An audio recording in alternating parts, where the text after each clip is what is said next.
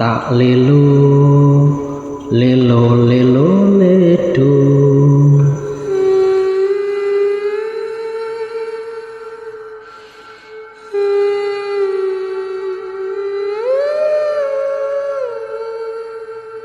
Bahwa pesugihannya adalah pesugihan kuntilanak merah. Lihat sesosok kuntilanak sedang ongkang-ongkang kaki di atas lemari tua.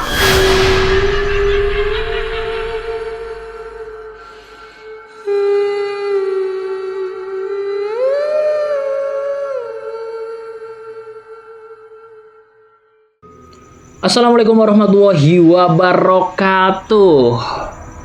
Kembali lagi di channel Rezal Story, pastinya bersama saya Rezal. Dan saya ucapkan terima kasih buat kalian yang sudah mengikuti channel ini. Dan buat teman-teman yang baru nonton video ini, ya terima kasih sudah mengklik video ini. Semoga ya teman-teman selalu diberikan kesehatan, kelancaran rezeki, dimudahkan segala usahanya, amin amin ya rabbal alamin. Dan pastinya buat teman-teman yang belum bertemu dengan jodohnya, semoga segera dipertemukan, amin. Dan seperti biasa teman-teman, di kesempatan kali ini saya akan menceritakan kisah-kisah horor yang semoga saja bisa menghibur teman-teman semua. Jadi teman-teman yang belum subscribe ya, yang suka dengan kisah-kisah horor, langsung saja ditekan tombol subscribe-nya. Dan di kesempatan kali ini saya akan menceritakan sebuah kisah pesugihan, yang mana ini namanya pesugihan kuntilanak merah, yang dilakukan oleh seorang laki-laki ya, berusia 45 tahun yang terpaksa melakukan pesugihan ini karena ia di PHK dari pabrik tempat ia bekerja. Karena desakan ekonomi, tuntutan ekonomi yang begitu berat ya, akhirnya pria ini nekat melakukan pesugihan. Dan mirisnya ya, ternyata si iblisnya ini mengincar anaknya, anak dari pria ini tanpa diketahui. Namun ya, si anak ini berhasil diselamatkan oleh seseorang yang nantinya yang menyelamatkan anak itu, dan akhirnya berimbas pada orang tuanya, yang mana orang tuanya di sini meninggal secara mengenaskan. Seperti apa kira-kira kisahnya? Terus simak video ini sampai selesai dan inilah dia ceritanya.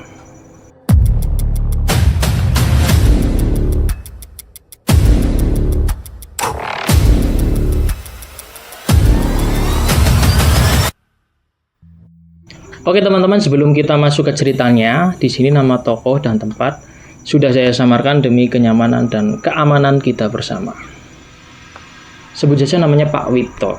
Nah, Pak Wito adalah salah satu karyawan dari sebuah perusahaan pabrik tekstil, di mana Pak Wito sudah bekerja di situ sejak lama. Dan dengan keuletan dan ketekunannya, Pak Wito akhirnya diangkat menjadi seorang HRD. Nah, dengan posisi ini, ya, kehidupan Pak Wito berjalan ya baik-baik saja seperti pada umumnya, apalagi gajinya yang lumayan besar ini cukup untuk menghidupi keluarganya. Nah, Pak Wito ini punya istri namanya Bu Wiwin dan punya satu anak perempuan namanya Sinta. Hingga pada akhirnya musibah ini datang, di mana pada saat itu terjadi pandemi. Nah, selama pandemi, pabrik tempat di mana Pak Wito ini bekerja mengalami penurunan produksi oleng pada saat itu, yang akhirnya pabrik ini membuat sebuah keputusan di mana pabrik ini mengurangi sebagian karyawannya. Karena ya menurut perusahaan yang ini usia Pak Wito ini sudah bukan usia yang produktif lagi.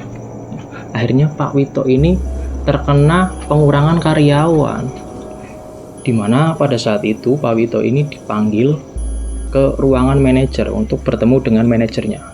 Dan di situ ya, manajernya ini memberikan surat pemutusan hubungan kerja pada Pak Wito. Mohon maaf Pak, perusahaan sudah tidak bisa membayar karyawan lagi. Mendengar ya perkataan manajernya, Pak Wito ini langsung lemes. Ya karena dia bingung ya, usia 45 tahun ya, keluar dari perusahaan, di luar mau kerja apa lagi. Sedangkan Pak Wito ini tidak punya basic untuk usaha. Namun ya akhirnya ya dengan lapang dada Pak Wito menerima ya kenyataan itu. Pak Wito pulang dengan membawa surat PHK dan diberikanlah surat itu kepada Bu Wiwin. Dari raut wajah Bu Wiwin bisa dibilang Bu Wiwin ini langsung menunjukkan ekspresi wajah yang lemes gitu membaca surat itu. Tapi ya mau gimana lagi. Pada saat itu Bu Wiwin hanya bisa menenangkan Pak Wito agar jangan putus asa, agar Pak Wito ini tetap berusaha. Karena bagaimanapun ya kehidupan harus tetap berjalan. Beberapa minggu setelah pemecatan itu, Pak Wito mencoba mencari pekerjaan ke sana kemari. Namun ya di usianya yang bisa dibilang tidak produktif lagi, Pak Wito susah mencari pekerjaan. Ditolak sana sini.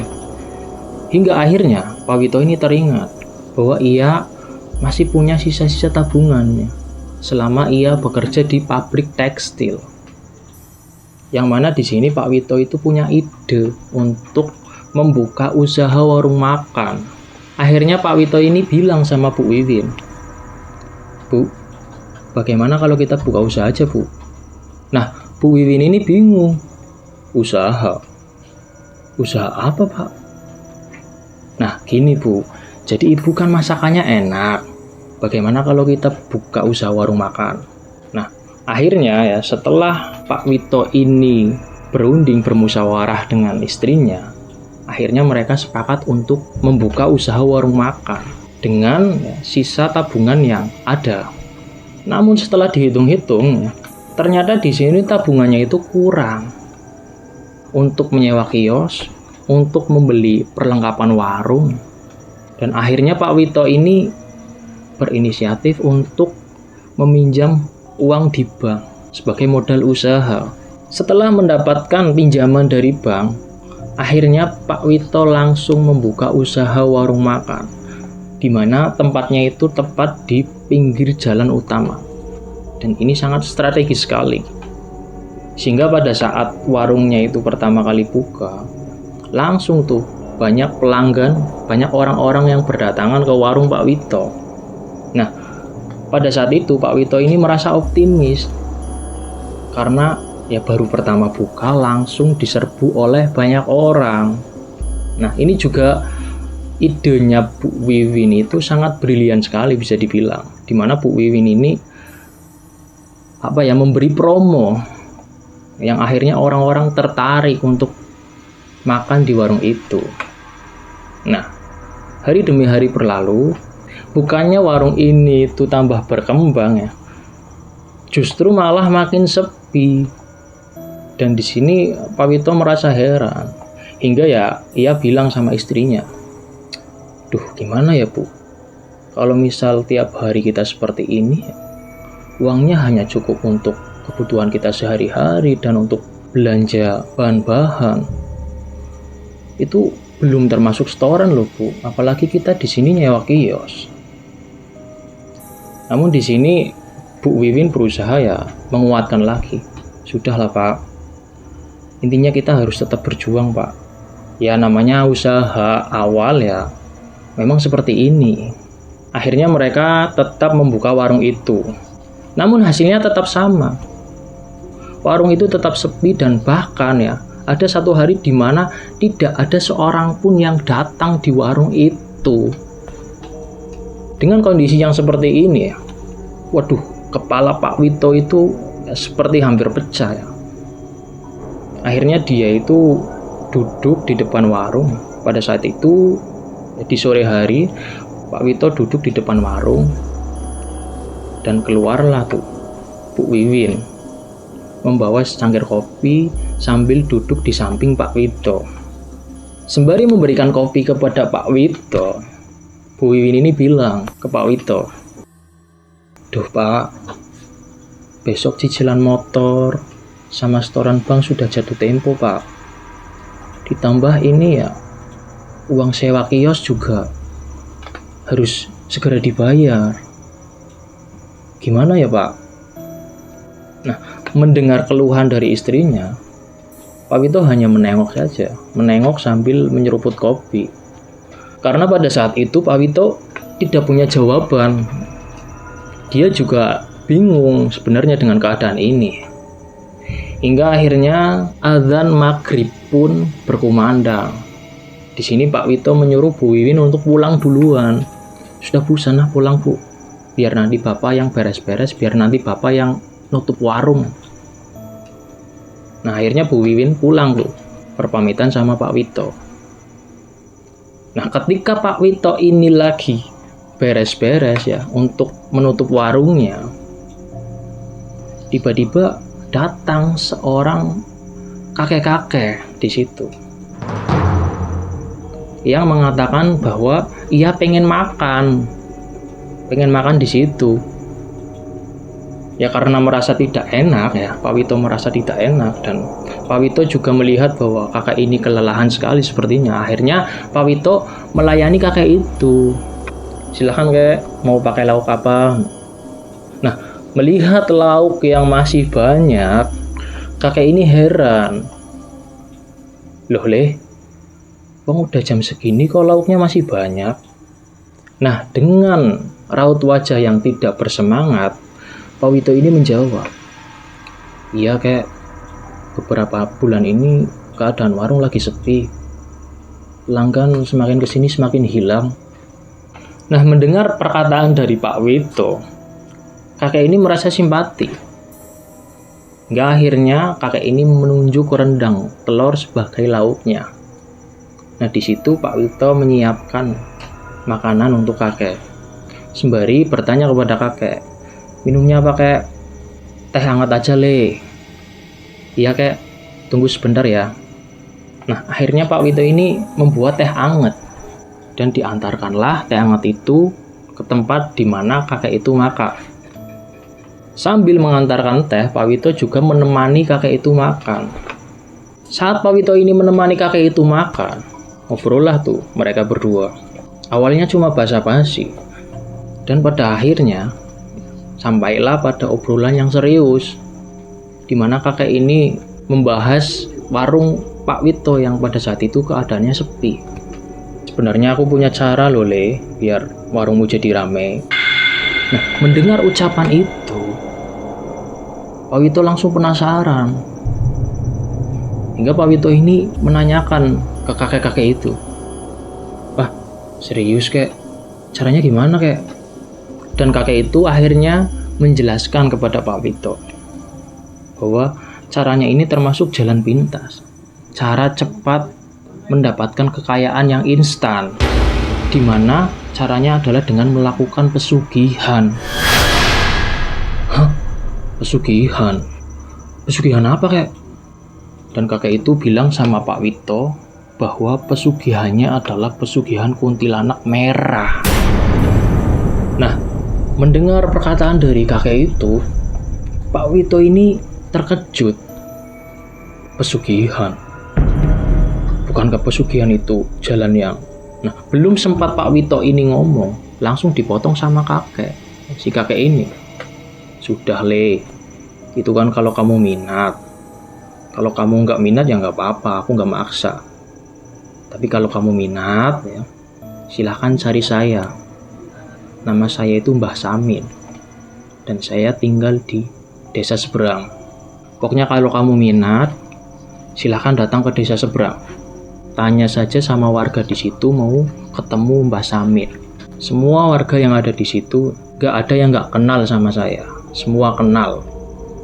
Akhirnya Pak Wito ini hanya terdiam di situ. Namun diamnya Pak Wito ini mempertimbangkan.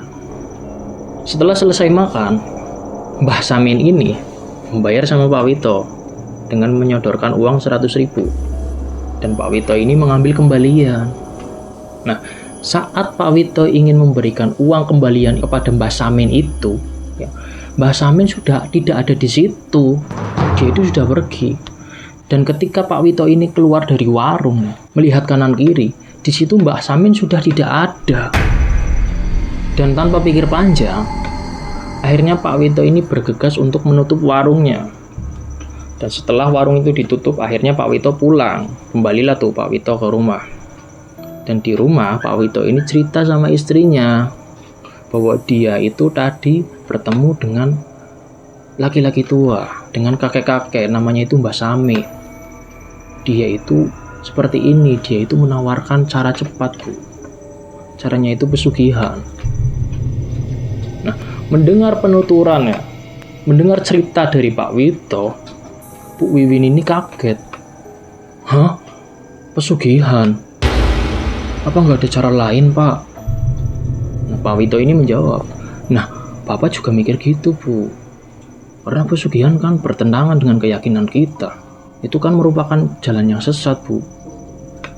Dan akhirnya obrolan selesai di situ. Hari demi hari, keadaannya itu semakin memburuk. Hingga suatu ketika, datanglah pegawai bank ke rumah Pak Wito dengan membawa surat peringatan, di mana di dalam surat peringatan itu dikatakan bahwa jika Pak Wito nunggak lagi dan tidak bisa melunasi hutang-hutangnya, dengan sangat terpaksa rumah Pak Wito akan disita. Membaca surat itu, Bu Wiwin itu langsung down ya. Hingga setiap hari Bu Wiwin ini selalu menangis karena takut jika rumahnya ini mau disita oleh pihak bank. Melihat kondisi seperti ini, saat Pak Wito sedang duduk ya di ruang tamu sambil menonton TV, Pak Wito ini tiba-tiba saja terlintas di pikirannya perkataan dari Mbah Samin. Kalau kamu minat, silahkan temui saya di desa seberang. Perkataan Mbah Samin ini masih terngiang-ngiang dalam pikiran Pak Wito. Tapi dalam hati kecil Pak Wito, dalam batinnya Pak Wito ini berperang dengan dirinya sendiri. Aku ini orang beriman, masa aku mau percaya sama pesugihan? Tapi kalau nggak segera dapat uang, rumah ini bisa disita sama bank. Terus berperang seperti itu.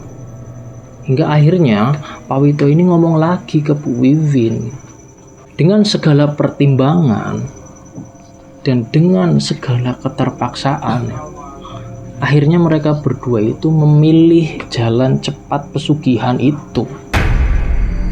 Dimana di situ akhirnya Pak Wito ini mencari Mbah Samin, pergi ke desa seberang.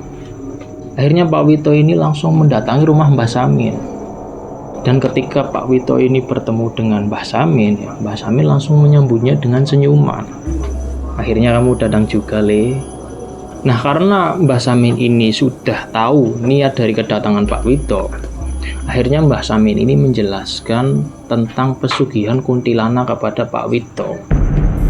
Di mana pesugihan ini kalau dilakukan itu bisa membuat orang kaya secara mendadak. Namun dibalik semua itu, ada harga yang harus dibayar. Di mana pesugihan ini membutuhkan tumbal nyawa manusia. Mendengar perkataan itu, Pak Wito ini langsung gemetar tubuhnya.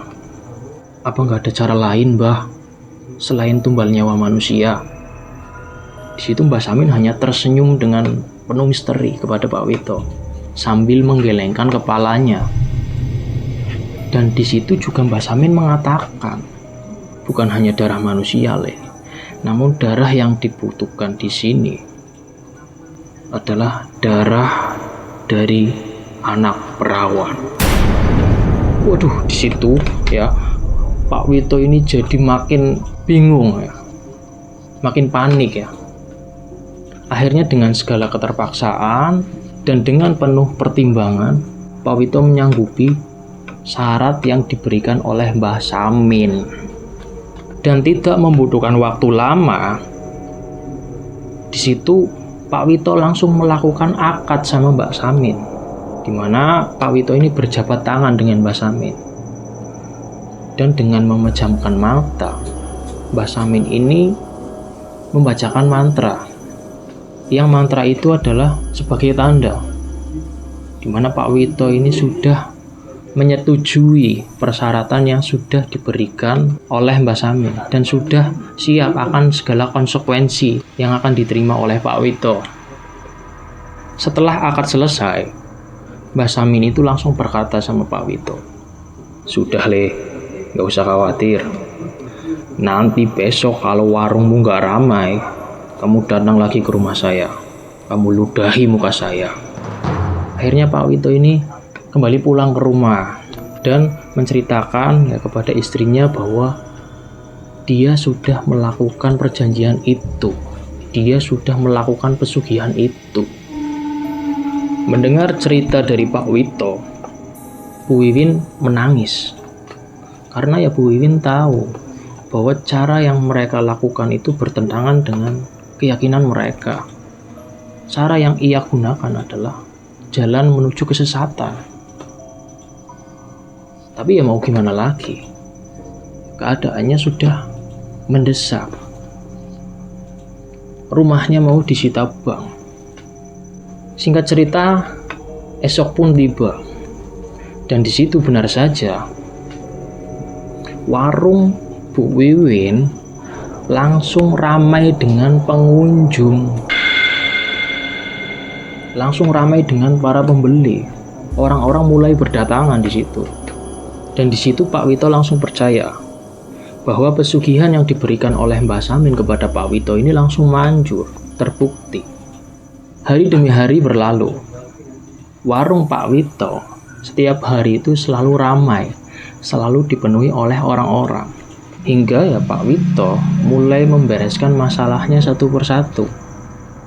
Dari mulai melunasi hutang di bank tadi, dan melunasi cicilan motor. Bahkan tidak hanya itu, kios yang tadinya Pak Wito ini hanya menyewa, langsung dibeli sama Pak Wito. Namun seiring berkembangnya usaha Pak Wito, anaknya, Sinta, ini mengalami keanehan, seringkali mengalami keanehan. Di mana pada saat malam hari, ketika Sinta ini kebelet pipis mau ke kamar mandi, ketika Sinta ini keluar dari kamar, Sinta melihat ada sesosok perempuan duduk di ruang tamu menggunakan gaun merah dengan rambut yang tergerai ke depan. Pada saat itu Sinta mengira kalau itu ibunya. Namun setelah Sinta memanggil dan perempuan itu menoleh, Sinta ini menjerit sejadi-jadinya dan langsung berlari ke kamar orang tuanya, menggedor-gedor pintu kamar orang tuanya. Di situ Sinta itu menceritakan kepada kedua orang tuanya bahwa tadi dia melihat sesosok hantu yang duduk di ruang tamu. Nah, mendengar cerita dari Sinta, Bu Wiwin dan Pak Wito ini saling bertatapan karena ia tahu bahwa itu adalah awal dari teror pesugihan kuntilanak merah. Tidak sampai di situ, setiap hari Sinta itu selalu mendengar seorang wanita yang menyanyi lagu Jawa. Tak lelo lelo lelo ledo.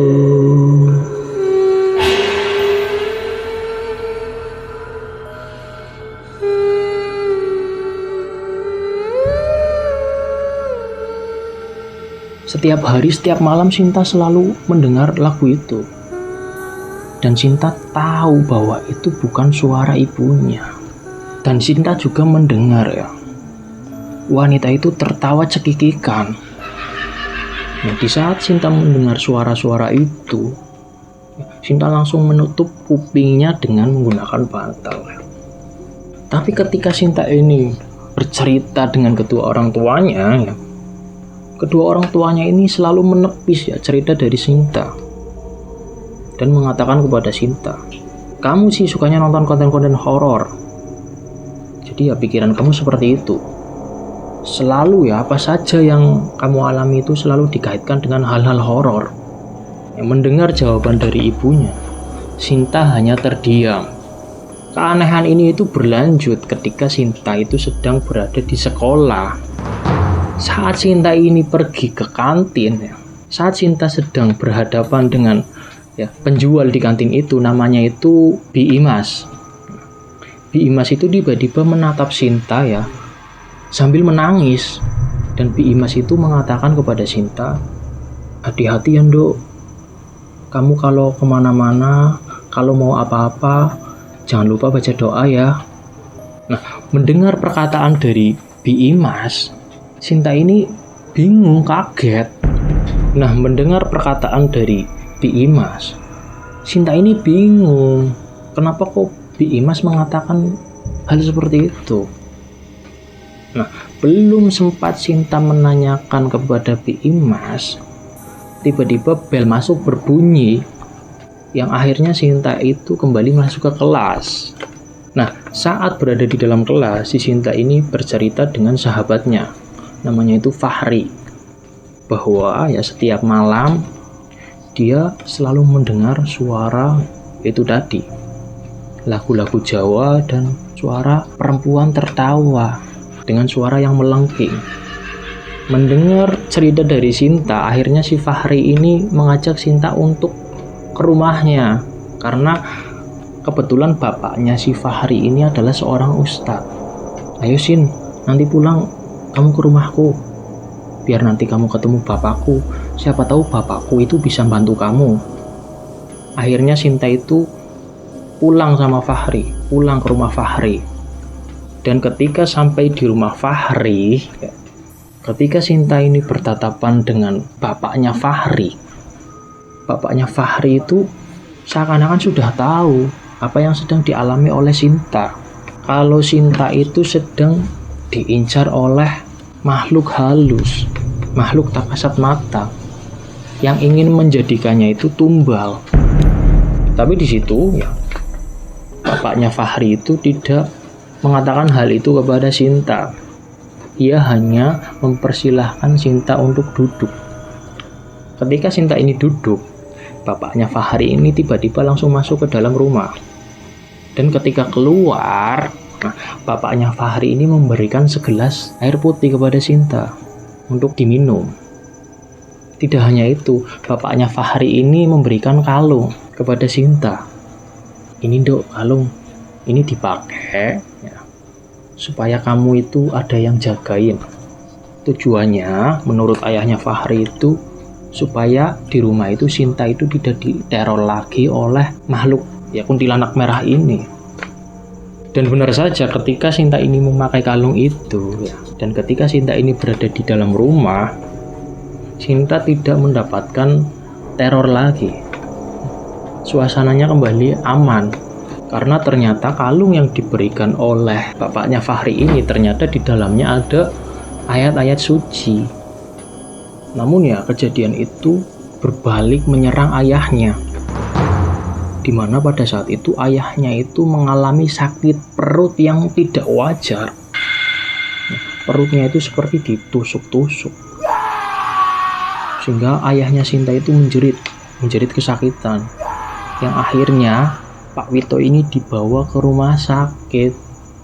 Nah, saat di rumah sakit, dokternya itu mengatakan bahwa itu adalah gejala MA.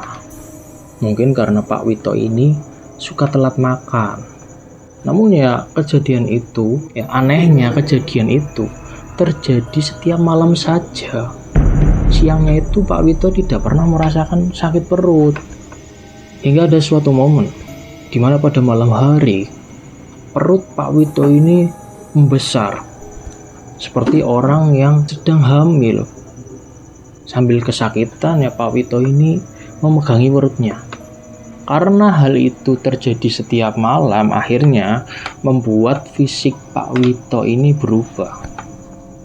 Yang tadinya Pak Wito ini mempunyai tubuh yang segar ya, karena Pak Wito ini kurang tidur ya setiap malam, akhirnya tubuhnya itu berubah menjadi kurus kering.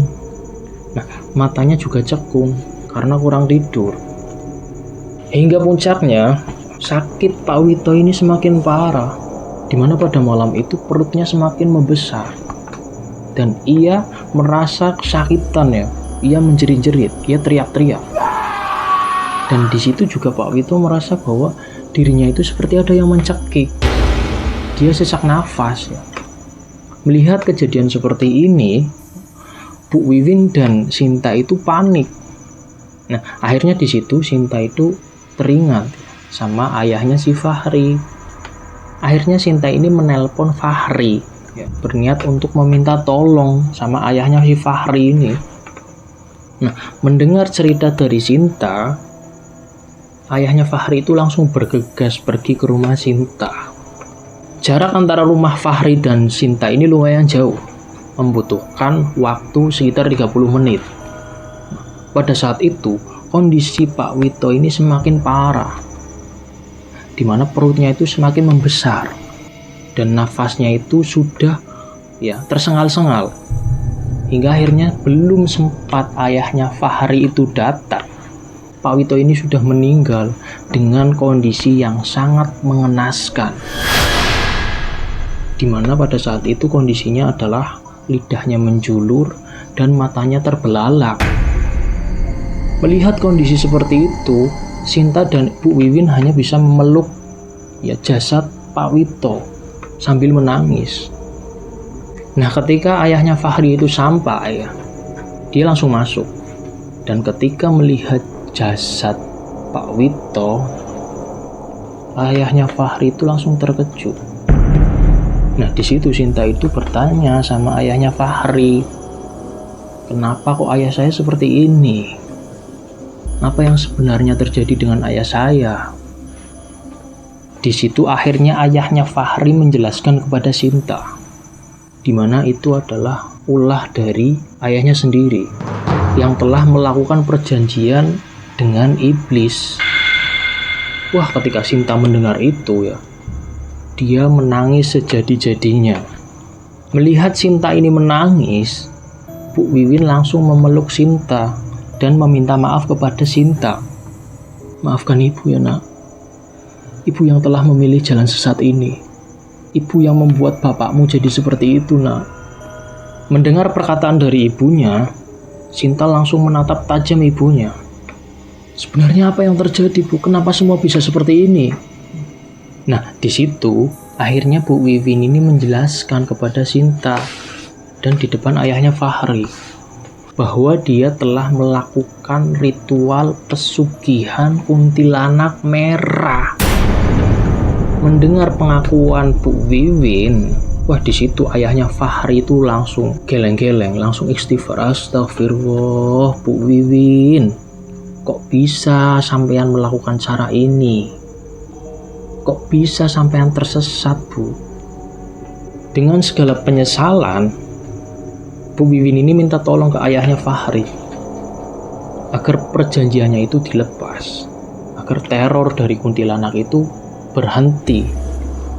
Nah, di situ ayahnya Fahri itu langsung menyuruh Bu Sinta untuk melakukan sholat taubat dengan niat ya ingin benar-benar berubah, ingin benar-benar bertaubat.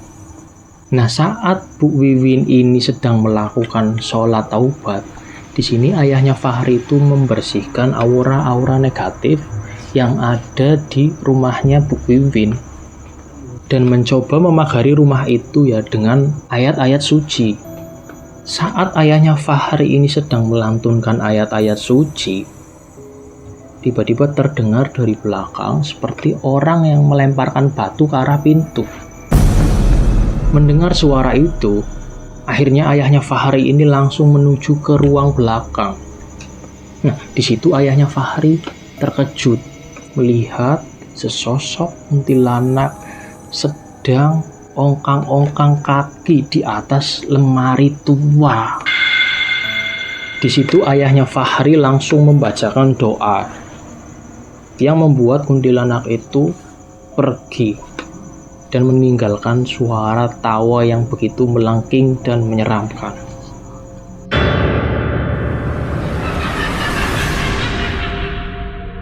Setelah kejadian itu, singkat cerita akhirnya jenazah Pak Wito ini dimakamkan.